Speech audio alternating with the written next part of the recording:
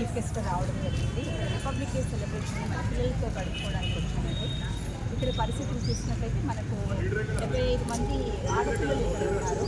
మనకు almost like nursery నుండి 10th inter వరకు ఉన్నారు.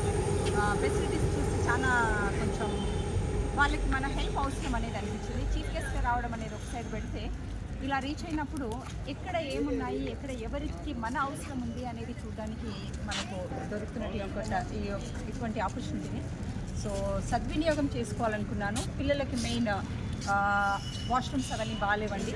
అండ్ కొందరు ట్రాన్స్ ముందుకు వచ్చేసి వాళ్ళు కొన్ని పనులు చేపిస్తున్నారు. I really appreciate them. మనస్ఫూర్తిగా అలా ముందుకు వచ్చి మరి వాళ్ళు చేస్తున్నటువంటి ఈ పనిని నేను చాలా అభినందిస్తున్నాను. నా వంతు నా వరకు నేను అనుకున్న నా సహాయం ఏంటంటే ఇక్కడ మరి వీళ్ళకి కిచెన్ చాలా ఘోర పరిస్థితిలో ఉంది.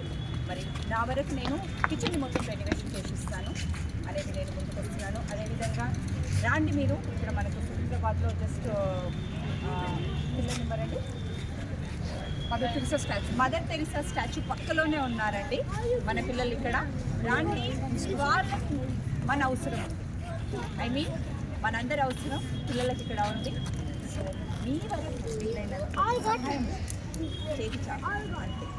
Thank you.